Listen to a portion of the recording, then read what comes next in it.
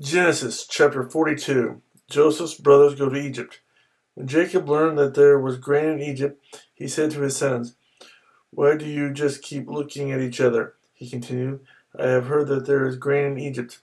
Go down there and buy some for us, so that we may live and not die."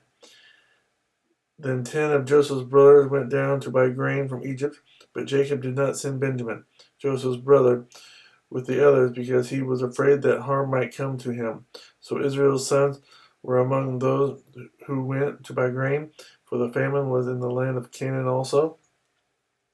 Now Joseph was the governor of the land, the one who sold grain to all its people. So when Joseph's brothers arrived, they bowed down to him with their faces to the ground.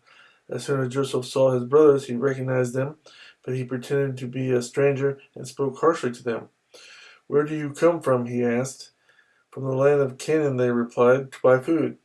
Although Joseph recognized his brothers, they did not recognize him. Then he remembered his dreams about them and said to them, "You are spies. You have come to see where our land is unprotected." "No, my lord," they answered. "Your servants have come to buy food. We are all the sons of one man. Your servants are honest men, not spies." "No," he said to them, "you have come to see where our land is unprotected." But they replied, "Your servants were 12 brothers, the sons of one man, who lives in the land of Canaan. The youngest is now with our father, and one is no more." Joseph said to them, "It is just as I told you. You are spies, and this is how you will be tested. As surely as Pharaoh lives, you will not leave this place unless your youngest brother comes here.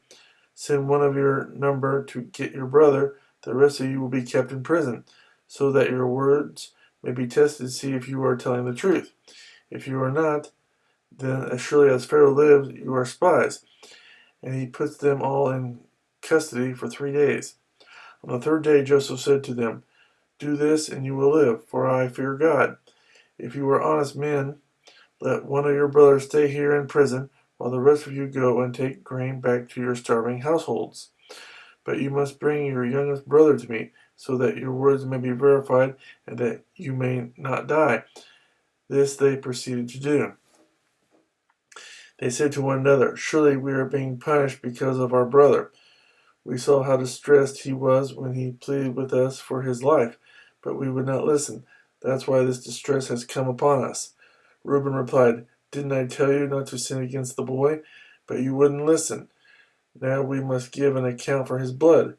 They did not realize that Joseph could understand them, since he was using an interpreter. He turned away from them and began to weep, but then turned back and spoke to them again. He had Simeon taken from them and bound before their eyes. Joseph gave orders to fill their bags with grain, to put each man's silver back in his sack, and to give them provisions for their journey. After this was done for them, they loaded their grain on their donkeys and left. At the place where they stopped for the night, one of them opened his sack to get feed for his donkey, and he saw his silver in the mouth of his sack. "My silver has been returned," he said to his brothers. "Here it is in my sack." Their hearts sank, and they turned to each other trembling and said, "What is this that God has done to us?" When they came to their father Jacob in the land of Canaan, they told him all that had happened to them. They said, "The man who is lord over the land spoke harshly to us and treated us as though we were spying on the land.